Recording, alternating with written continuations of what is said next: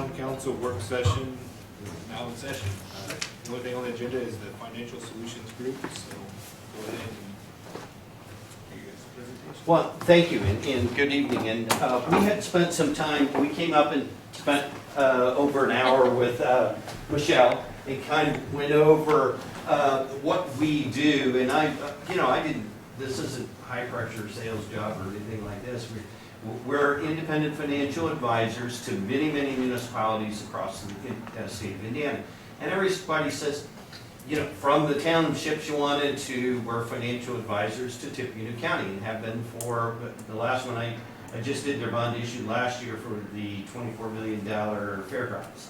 And I've been in this area so much that I actually worked on the financing to get SIA here. And many, many, many moons ago, I thought, wow, why doesn't Dayton annex out here and take over? And too late, I think Lafayette got it.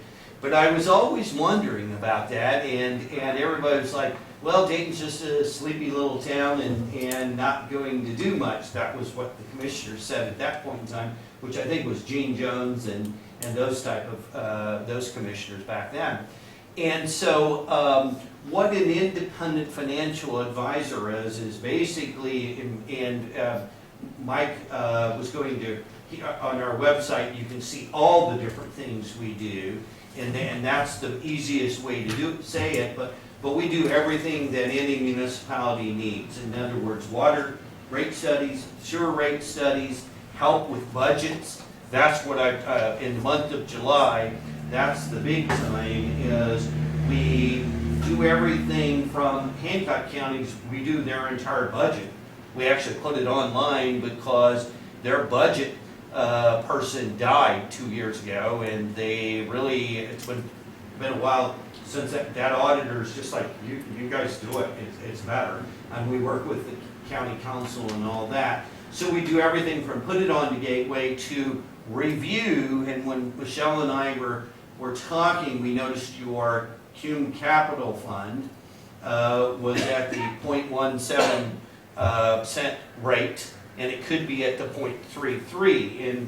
And that's when a lot of people say, well, wait a minute, we don't want to raise taxes. Well, the point is, though, being able to strategically analyze it or see it as it grows with AV, you can always improve that Cume Capital Fund by advertising. We always say advertise the max rate. You can always cut it when you get your 1782, but if the AV grows, you have an advantage of increasing that tax rate and not really having more of a burden on taxpayers. Now, yes, if that house with the blue roof goes up in AV, the tax bill will go up. But what you're trying to do is sustain the government over a period of time and not just sustain it today. So this is where we talk about our number one product that we put together, and unlike some of our competitors, is what we call a sustainability analysis. And that's what Tippecanoe, that binder is actually Tippecanoe County's sustainability analysis that we updated last year and we'll be updating later this year. But you want to pass that around, Mike? They can just kind of, it's where we look at each and every fund and project ahead 3 years in the future. And the reason for that is to kind of put together an overall roadmap for the town. Shipshewana, tomorrow I go there and we'll be going through the sustainability. They're looking at 3 years. Matter of fact, the chairman of the Department of Local Government Finance, the LGF, even said in the last year's presentation that everybody ought to be looking 3 to 5 years out, and he always did, rather than looking 1 year, which is what Michelle's doing in Gateway, and the only thing it allows you to do. Now, Michelle had indicated that you guys had a road project coming up that you were trying to save up for, and that made total sense to be able to, project ahead and see if you can even do it. The numbers you had told me originally, I don't think you're going to be able to do it. No, by when just Retha was saying here, that. she even said, Pardon me? when Retha Hicks came, Yeah. she even said that we wouldn't be able to save it up. Yeah, and so, you know, the sustainability will show that roadmap. We like to say every municipality is going for a brick wall. They're heading towards a brick wall. The question is, do you want to tap it? Do you want to go around it? Or do you want to hit it really hard? And there's been some municipalities that have spent down their operating balance by not looking out and have hit it really hard. Logansport, Indiana lost all of their operating balance, and they're hurting because the clerk treasurer kind of did it in a vacuum, and she was darn good at what she did, but she wasn't looking out in the future and things like that. And so we put together a sustainability. Here's another one we've got for the city of New Haven. And I didn't bring Shipshewana because it's a smaller town like you, but it's I had it packed up for tomorrow.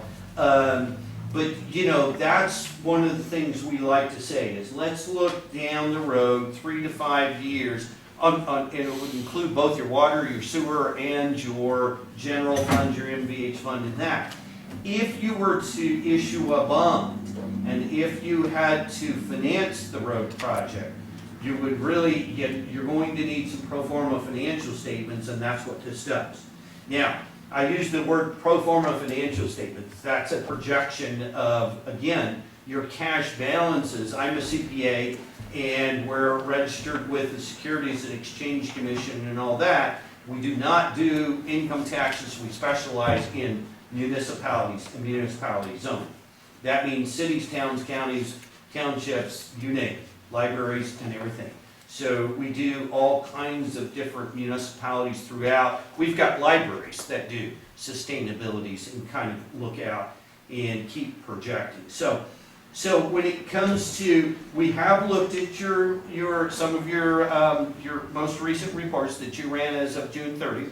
The water and sewer utility actually had some funds in it, which is great because a lot of people don't have any, and they have that next project.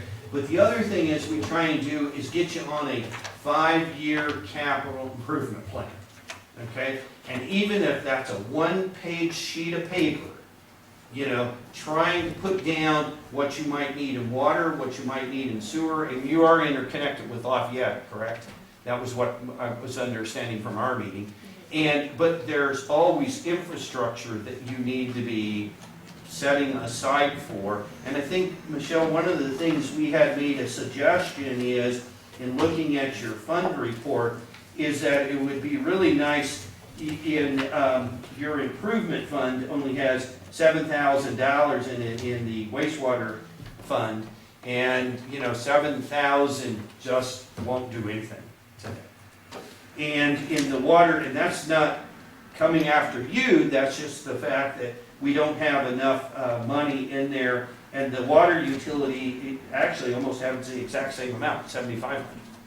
And so those need to be $50,000, $75,000. If you ever break a line, water sewer line, it's very, very expensive, and they're very, very expensive to replace. I&I.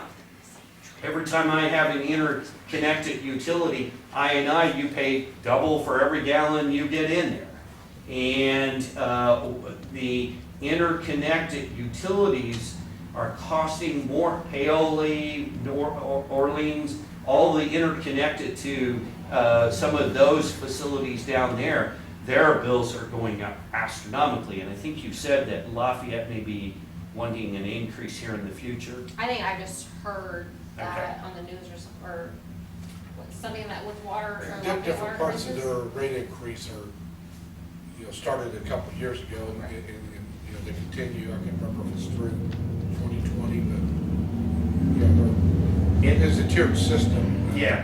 Tiered rate increase. And here's what we're seeing is we're seeing some of those municipalities, we're seeing it outside Fort Wayne a lot, because we represent some of the entities around Fort Wayne, where they're raising outside the city customers at a higher percentage, sometimes double. That's what Paoli Water, not They did it to Paoli Water, it was the water company down there. They doubled it because it was easier to double it to interconnected utilities than it was to their own citizens. Well, we're thankful that Lafayette's not doing that to us. Correct.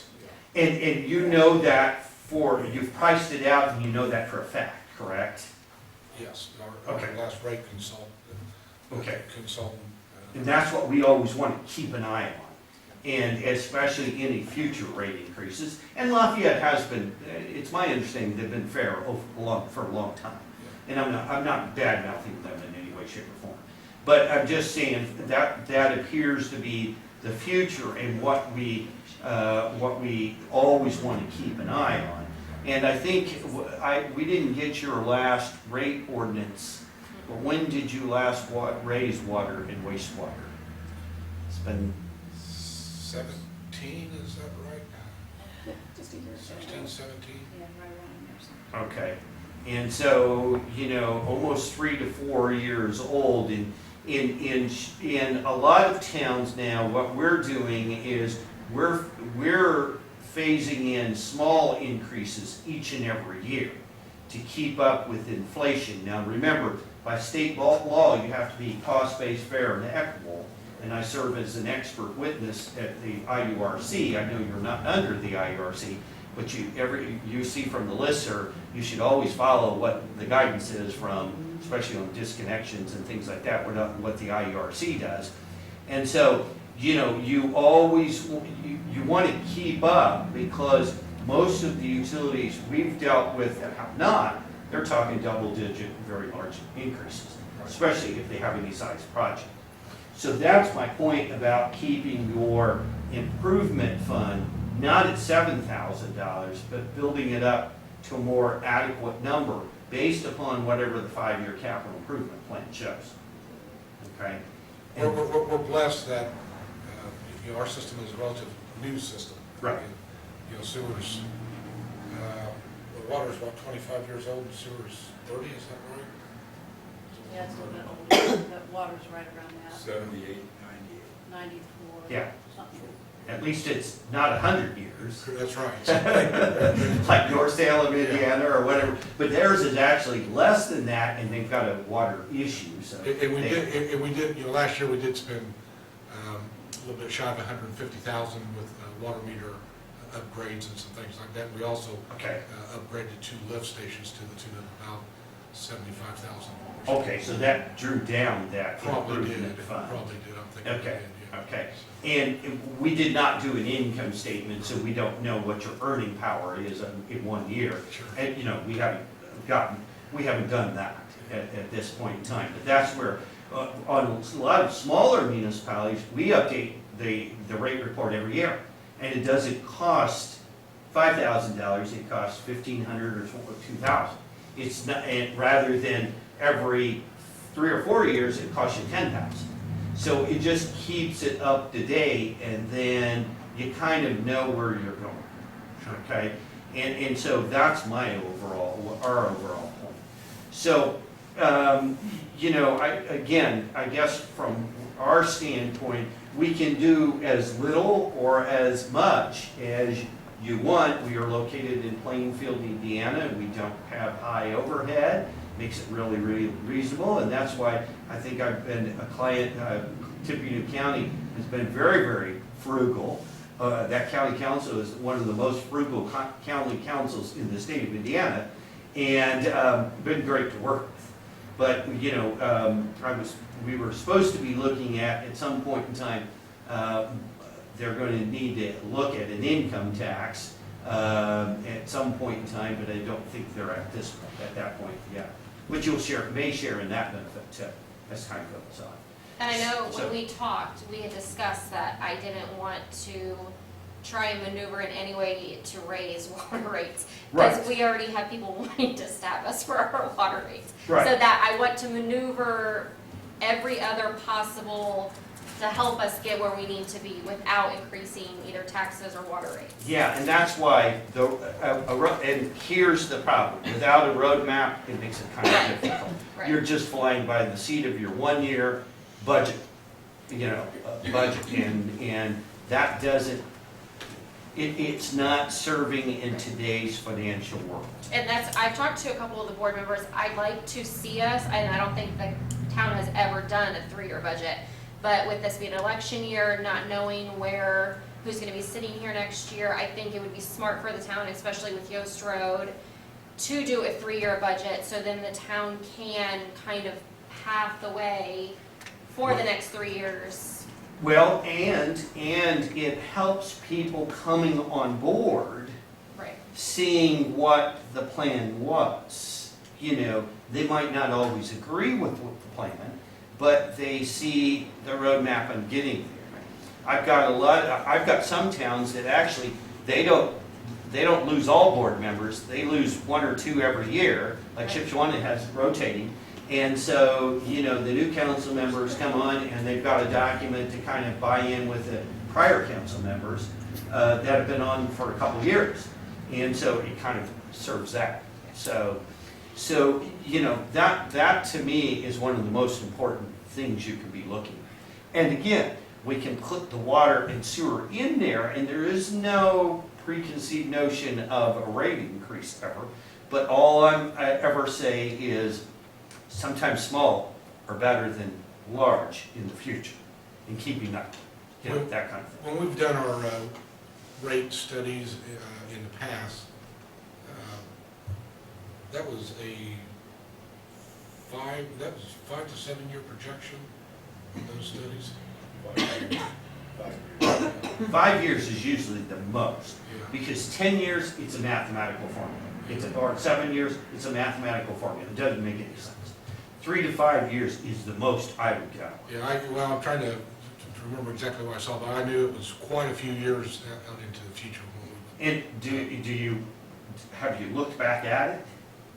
I personally have not looked at it for a while. Okay. And that's what usually once we put together the 3 years, we update it annually, and then you have the history, and you see where you are in comparison to where you thought you were going to be. And that's the other valuable part of it. Because otherwise, most of the time, if you don't go through that, you won't go back and look at it. Okay? And without the actuals being somewhat laid out similar, you won't know an actual versus the forecast. And that's kind of the point. And so, you know, how else, Michelle, do you think we can help? We were also considering investing, Oh, yeah.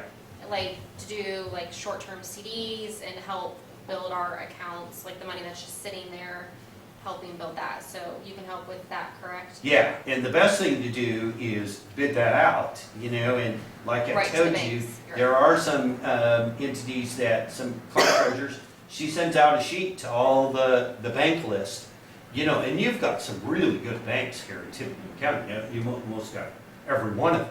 And, you know, but it takes competition to keep them up.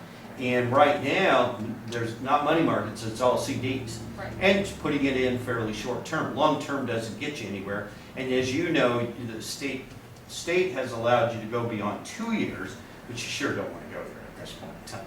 So yes, and usually depending on, you know, what you want to, and again, it's a little hard to say what your investable, I call it your liquidity cash is, because we don't know your roadmap. Right. And I haven't seen your 5-year capital improvement plan because I'm not aware you have one. Right. And so, and like I said, putting that down on a piece of paper thing gives guidance for all of that. So, what else? I think we just talked about how, you know, it would be pretty much you helping me do my job to help steer the council in the right way, so. But since there's taxpayers here, and it's not doing your job, but it's bringing helping your advise. job Right. to remember. I keep telling everybody, I can probably tell you how many counties I've not been in the last month, easier than the ones I've been in. And, you know, the list would be short. It's giving you the access for a reasonable charge to a CPA that, you know, has our firm alone has probably, if we added up everybody, 100 years of experience. But we've got, and we're hearing things day in and day out, and we're kind of like the DLGF. We're an answer. We're an answer. Some people call me up north around Fort Wayne the Shell Answer Man, because I usually have the answer. And we don't nickel, I told you that Right. we don't nickel and dime you every time you call. Right. That's not our point. And things like that. So we can really enhance and say, have you looked at this? And when you say back, yeah, we don't want to raise taxes, but my answer is, but wait a minute, maybe you're not raising taxes if you look from this standpoint. And be careful, because you've got a financial future to always maintain. So that's how we can, and that's how we serve a lot of cities and towns, is being that, what I call database for them and knowledge center. Because we deal with DLGF every day. We deal with State Board of Accounts every day. And, and all of those audit issues and or whatever. And, heck, I've had to run in town. Woodburn, Indiana, after they had an issue with their clerk treasurer, just leave, and I had to run the town for 6 months before they got the new clerk treasurer in. And so we play damage control, Scotty, sometimes. So that's how we can be as little or as much resource as possible. It just depends on what you want to do. And a lot of times when I've sent out questions on the listserv and all of that, these two have been the ones to jump to answer when we've had a question in the office about how to do something. And it makes it, I just tell everybody, take those lists, the listserv is a good database, but you gotta be very, very careful.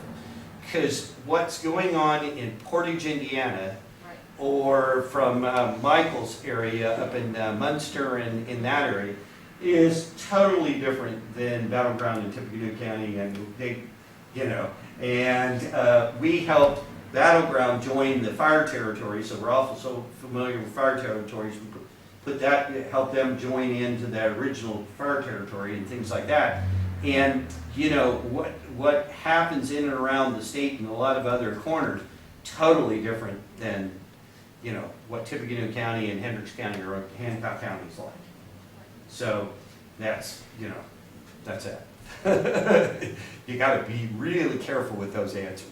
They can get you in real big trouble. There's some great answers. Yes. Get you going, but yeah. Yeah. Oh, we love the one where everybody said you had to set up a separate fund for MVH, the 203. And it's a sub-fund. It's a sub-fund to 201. 203 is a sub-fund to 201. And now when we do the budget, we're just doing 201, one budget. But yet you'll want to, transfer. And you did. We saw that in your fund report. Looks great. And I loved how you put 50%.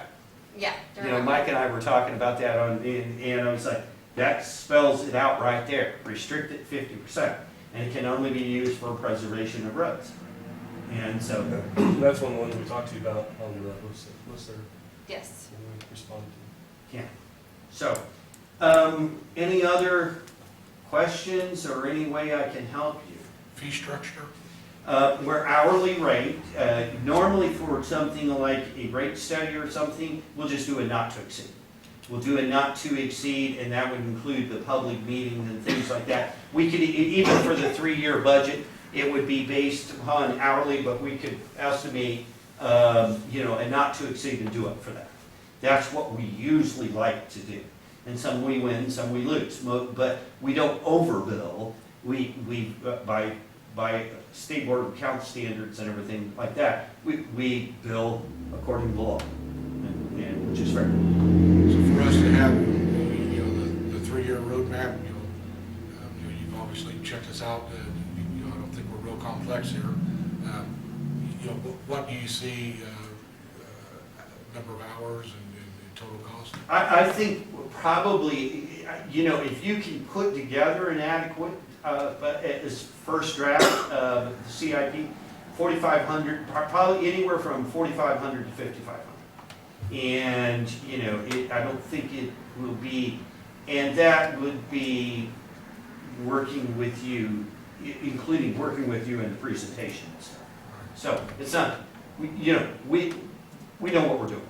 Sure. You know, and now that will take some feedback from you all because we'll actually analyze probably, assuming you have 3 years of, do you have 3 years of data on Keystone Yes.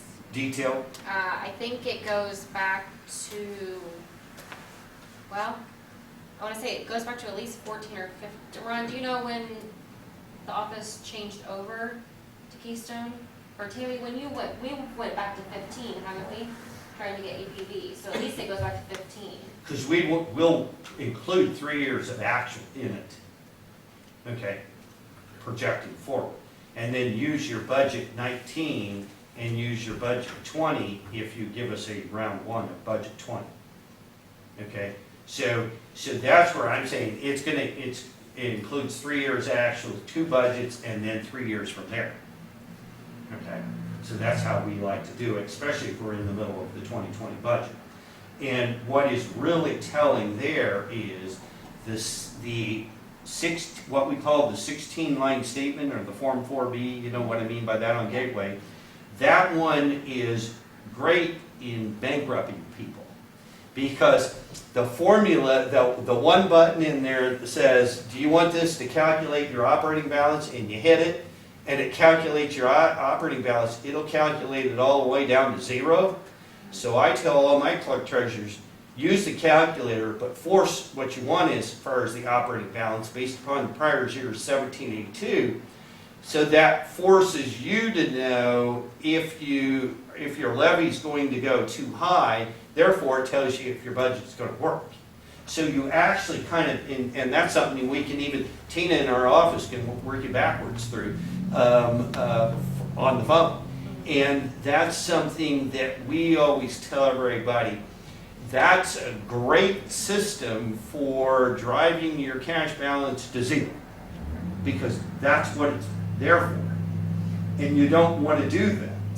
You know, you want to maintain the 341,000 or close to it. And I was wanting your 1782, we had your budget order. I think we got that from you last time, your 1782 notice, but maybe we did, we couldn't find it in our file.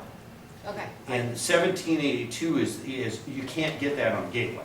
Yeah, no, Yeah. because the old clerk treasurer did that, I think it was last November. That would make sense. Yes.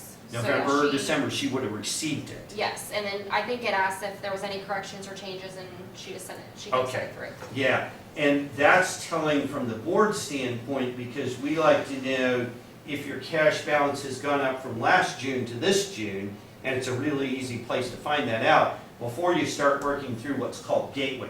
Have you ever been on Gateway? Everything? You know, sometimes what I like to do is take my boards and take 15 minutes and actually sign on and project it and say, here's what Gateway's all about, because do you go down to any of the AIM, any of the, what they call AIM, or cities and towns conventions? Ever like? Not the conventions now. Okay. In several classes, but. Okay, and so you can actually see what Michelle is doing, and you can see what some of the forms are, and that kind of helps the board understand. You know, and that's how I like to, you know, please don't hold it against me. Purdue, everybody in Tippecanoe County knows, but I'm an IU grad, and I had over 100 MPA and MBA students on my staff over a period of 5 years that I trained in public finance. I was 49% of their grade. And so, and through the MPA program. And so, Tippecanoe County and Purdue never held it against me. They thought it was great. But that's where I graduated from. And so, but that's the kind of training opportunity if you want. You know, we take, once you get it online, once you get it entered into Gateway, we take the board through it one night, you know, for 10, 15 minutes and show them. And I'll show you exactly where I'm talking about, it'll bankrupt you, you know, if you're not careful. Right. And so those are the things that once you, what we always say to our clerk treasurers is once you get it in, give us read-write capability or read capability. We'll look at it and say, time out, you might think about this. before you submit it. And before you do a final approval, and it's kind of an extra set of eyes. And if you give us a capability, we can do it from our office and, again, we've suggested to a lot of people staying out of trouble, and that formula will get you there. So, One problem I think this council's, the town in general has experienced over the years is our revenue is not growing, and we're not keeping up with inflation. Our budget's just kind of been real level for quite a few years, but yet police cars and everything else costs more. Is that an area for improvement? With well, there's one word, and Michelle and I talked about it, annexation. And I understand you've done one. And is it a new home subdivision? Yes, yes. Okay. Yeah, the assessed value of it, once it's complete, it'll increase the town of Dayton's assessed value by somewhere around 40%. Now, who did your fiscal plan for the annexation? There wasn't I one. can't remember. There wasn't one? No, There was. There was, Not but it complete. it wasn't complete. It was, and the judges said it was. Oh. I'm out of West Lafayette, I don't remember the first Okay. name. Well, okay, now, the fiscal plan, did you appeal your maximum levy based upon that fiscal plan? Not yet. Well, if it's annexed or being annexed or has been annexed, you could have already appealed it. Okay.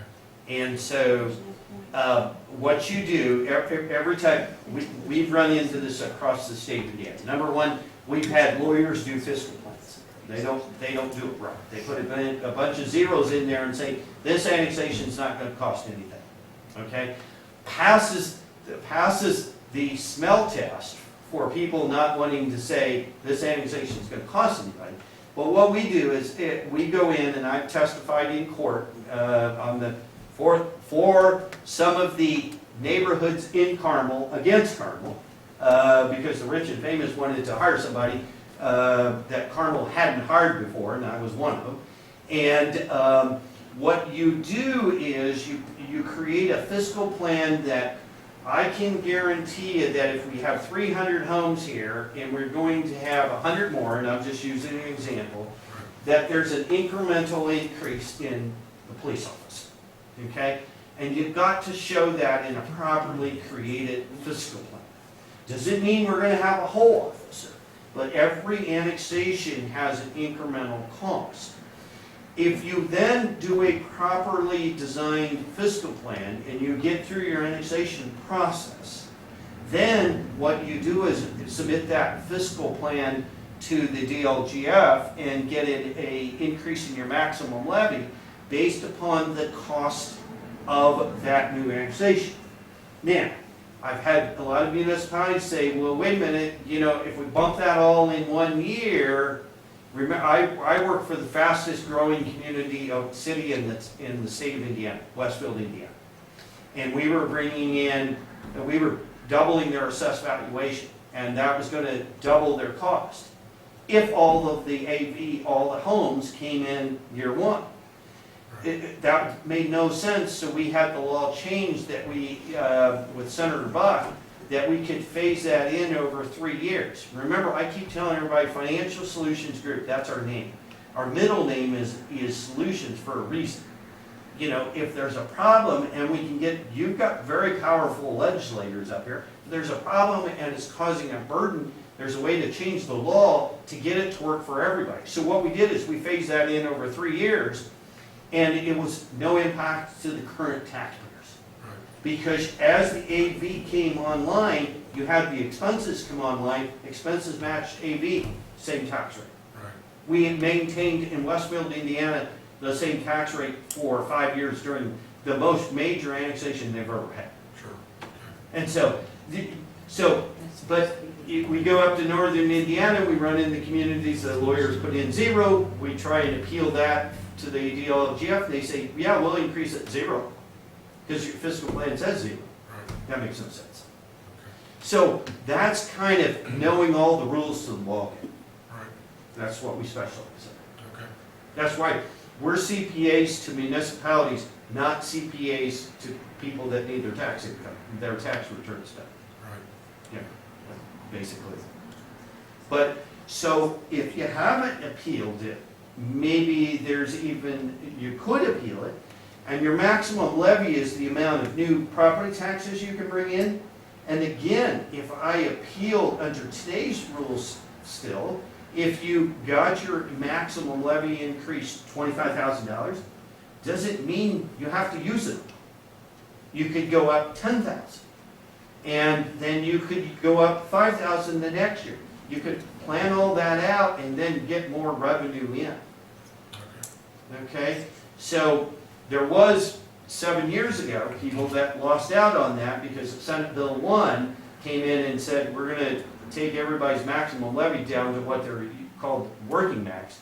But that rule got abandoned because the LGF figured out it was bad financing, and so they've allowed it back.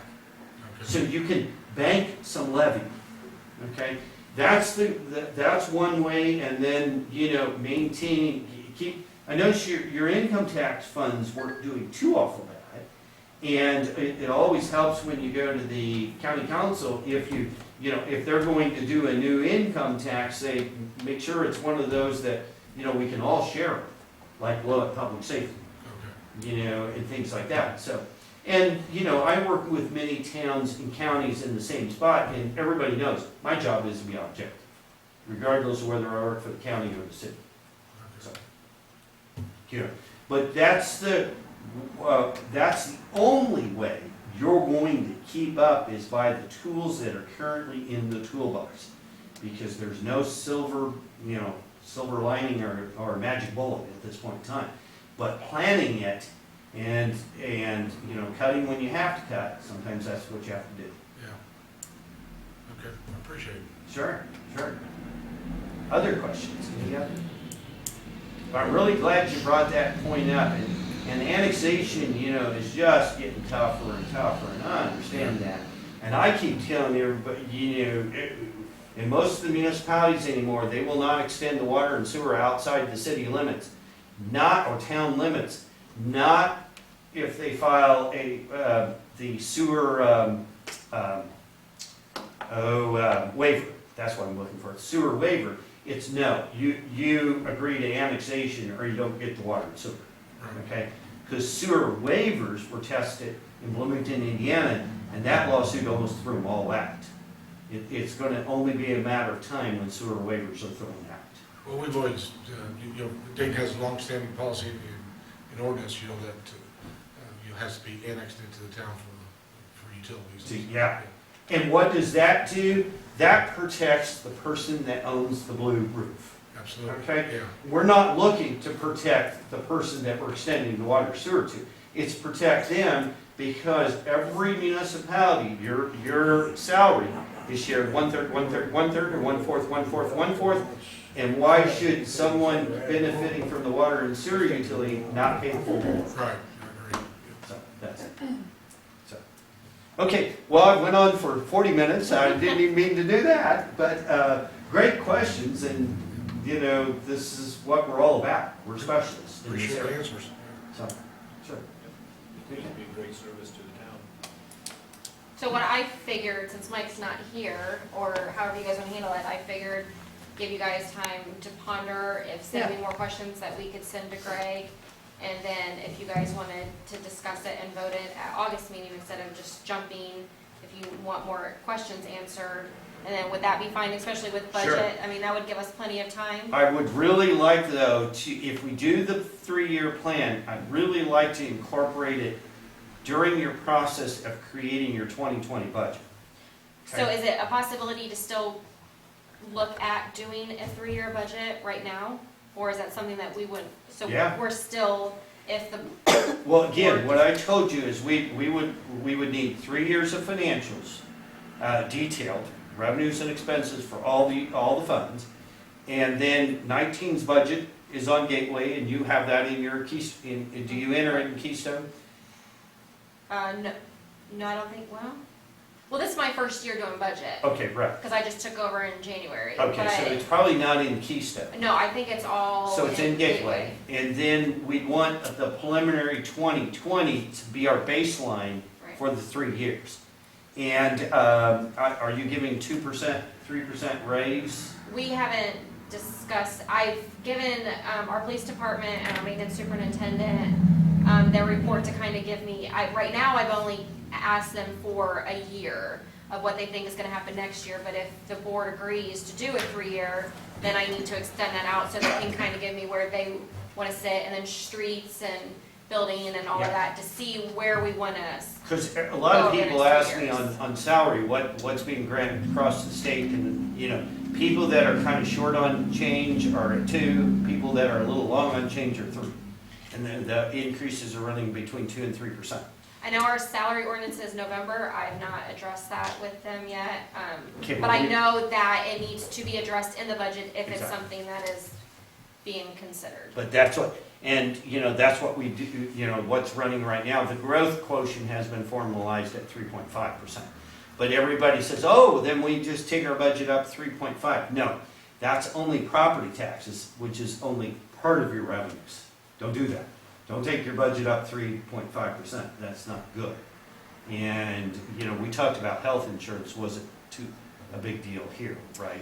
Yeah, well, because literally right here, well, actually, no, Scott, Mark and I are the only full-time employees. Yes. So I know we've looked into different avenues about possibly doing it, but right now it's just a, Yeah, that's the one that's out of control for, and, you know, very, very large and very, very, even small, you know, because we're seeing 10, 15% increases. Even Trust Indiana's been up 7 to 10%.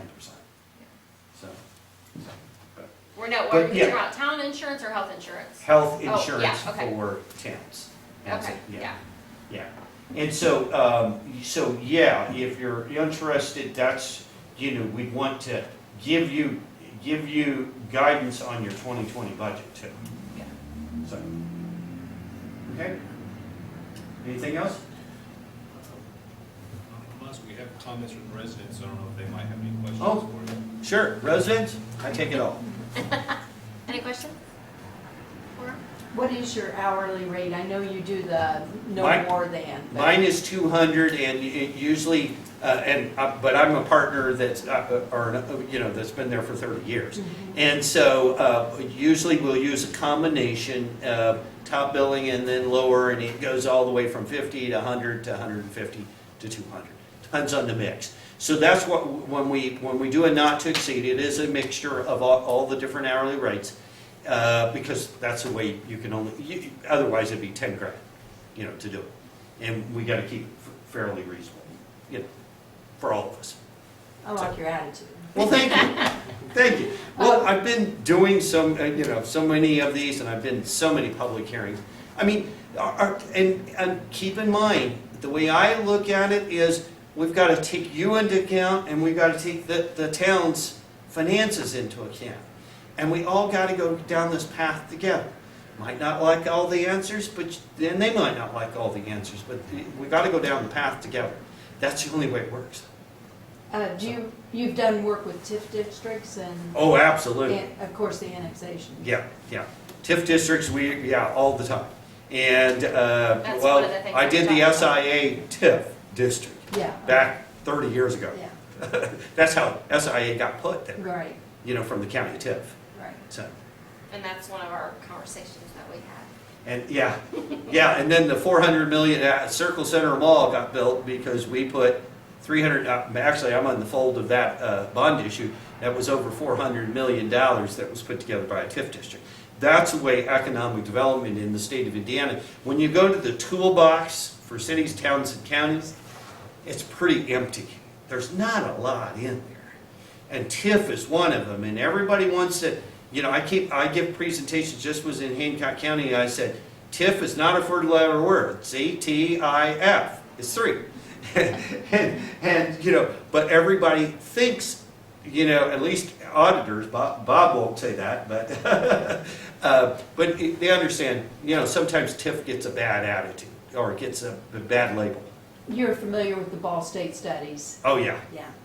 Actually, and I helped on the IU study with, matter of fact, his intern. And I also believe that was an academic's view of TIF, not, I call it trench warfare. Okay, we're down in the trenches. We're fighting every day. And you got to be down at that level to really understand it. And to see the good it's done in the state of Indiana. Sure, there's bad TIFs and there's good TIFs. You guys don't have a TIF at all, do you? We're in the middle of creating a TIF. Oh, okay. Who's creating that? Ball or whatever their name is. They went out of business. Baker Tilly. Yeah. And so is it some commercial area here? Yeah, it's, It's Tom, 65. yeah, was it 270 acres, I think? Oh, really? Yeah. It's that Of current section that's ag- right along 65 that you see if you're going to Lafayette. And that's what you've annexed? Yes. And that's where the Yost Not Road yet. project is in that area. Okay. Yes. We haven't annexed that yet. Yeah, not It's yet. south of town for a second. Okay, so is that TIF going to be with a agreement with the county? Yes. Okay. Well, no, the county's not included, it's 100% Dayton. The county is good with it, Lafayette's good with it. Okay. But it's not in the town yet? It's a census year, so we can't annex the census year, so, Gotcha. So it's coming. yes. Okay. Coming to a theater near you. Okay, that's what I like to call it. Okay, but yes, back response, sure, do it all the time. Matter of fact, we're even consolidating Shelbyville's because they've got 8 of them. One of our concerns with the TIF is we're just a small town. You know, we're not Tippecanoe County, we're not Lafayette, we don't have these huge enormous budgets, we don't have CPAs on staffs. Right. You know, we have an attorney that comes to meetings and consults with us, but, you know, we don't have a huge amount of resources. Right. And So you have reading- to borrow it or loan it or borrow it. Right, and so there comes in all the professional fees, and that's where the Ball State study is, or a lot of the Ball State studies are critical of the professional fees that take such a big chunk for small communities, take a big But chunk maybe out. what you that- should do is remember there's not just one consultant in the state of Indiana. No, well, obviously, yeah. And so I like to say, you know, maybe you should check. Well, you know, I watched some videos that were put on by actually Chicago, somebody up in Chicago, Okay. on TIF districts, and Purdue had a study on TIFs, and IU had something, and Morton Marcus, right? yeah, there's a lot of resources out there. You know, with the internet, you can get anything. But again, they're academic. First of all, anything from Chicago. I've worked in Illinois and I've done TIF. They've got a bad concept. They will do retail TIF. State of Indiana, you can't do a retail TIF. Right. So I've worked with Jimmy developers, some of the biggest developers in Chicago, and they've got a really strange sense of TIF. And I call it unfair. Okay? But that's the way it is up there. And that's Illinois' law, but also you look at those municipalities, they're not doing real good. Okay? So you got it, everything you read or you see, you know, you got to take it with a grain of salt. And now, Shipshewana created one, 400, remember, they have 435 people, and they go to 1 million, you know, Right. during the summer. Right. They've had one for 20 years. It's been the best thing since sliced bread. You could call it. They're a destination place. Right, but even on some small towns, it is a tool that's in the toolbox that is a really good tool. Doesn't have to be, and if done right, can really serve you now and in the future. And build the economic engine that he asked me about keeping up with. Just you gotta have a balance. And that's how you get a balance. But starting out, I would think you'd have some sort of cost-benefit analysis, or how do you determine if it's really a viable option for a town? Well, you know, I You ask just- 1,000 questions you about just go what's going to into it go blind? in. No, I Yeah. didn't say that. Okay. What you know, number one, I know bad TIF district and good TIF district. But Orleans, Indiana, I'll give you another example, Orleans, Indiana. They created one 5 years ago. And it's been bringing in 10,000 a year, now it's bringing in 15, now it's bringing in 20, and now they have $100,000 to do something with. Their general fund's probably about the same size as yours. And, you know, it's paying off. It took 5 years to ever get there, or 6 years to ever get there, but had they not started, they wouldn't have had that. How much have they spent None. taking out? None? None, because now what they're going to do is start the rehab of downtown Orleans before the next Cherry Blossom Festival. And, you know, and so, or it's Dogwoods down there, sorry. And now they've got some money to do with something they've never been able to do before. And used to rely on grants, which are, yeah, right. You know, that's an old word anymore. Except maybe for Roads. yeah, for that and, you know, those type of things. So, yeah, you know, so, you know, there, yeah, again, I keep telling everybody, we'll financially take you 3 years down the road, look 5 to 10 years, because that's what's going to benefit everybody in the long run. Yeah. And that's what a TIF district does. This area that we're talking about, you know, this being set up as a TIF district, had that been set up as a TIF district 10 years ago, you know, there's a lot of questions that we wouldn't be asking now, because, you know, the money would be there, the things would be in place, and, you know, Hindsight's 20/20, isn't it? yeah, I mean, Yeah. I can't speak for previous council members on why or why not or whatever, you know, I deal with it here in the day, but, you know. But you do in some cases have to go with someone, like I said, Orleans went with a leap of faith, but they had faith in what they were doing, okay? And it's paid off, paid dividends. But Very well. $1 million takes a long time to pay back. Bingo. That's gonna be Dayton's part of this, is $1 million. How long does that till take to get back? Don't know. You don't know. I mean, if it all builds up in 4 or 5 years, you get it all back. But if it takes 20, then you're losing money. Right, but if you don't do anything, you may be losing more than, you may be losing the town. There are towns that are drying up, even in Indiana, that are drying up and starting to blow away, Absolutely. okay? Dayton's not one of them. I'm not saying it Yeah. is, but I'm saying, you got it, that's why, I guess, if you've got a financial roadmap, you know, we can at least show you financially where we think it's going, so. Okay, Very good. well, thank you very much, and you've got our card and our contact information and stuff like that, and if you want to go on the website or whatever, a board member or whatever, but if you've got any other questions, you know, I told Bob you might call, and he did say, wow, okay. He said, I'll be interested in talking to Michelle. He did say, put in a good word for us. I'll tell you. Yes. He's going with Tippecanoe County, right? He's the auditor of Tippecanoe Right, County. okay, Yeah. yes. Him and Jennifer have changed, but currently Bob Plantanga is the current auditor. I just didn't know if they were super busy, because I know State Board of Accounts has been there the Oh, past they couple are. weeks. Yeah. So, That was one of the reasons, I was supposed to be at the county council this morning, but they are swamped with, Yeah. all kinds of issues. Yeah. So. I'll make a motion to adjourn. second. The motion made, properly seconded, all in favor, signify say aye. Aye. Well, thank you and good evening. Thank you. Very nice to meet you. Oh, yeah, thanks. I definitely. Now, is it Ashley? Yes. Okay, okay. I thought they were, all right.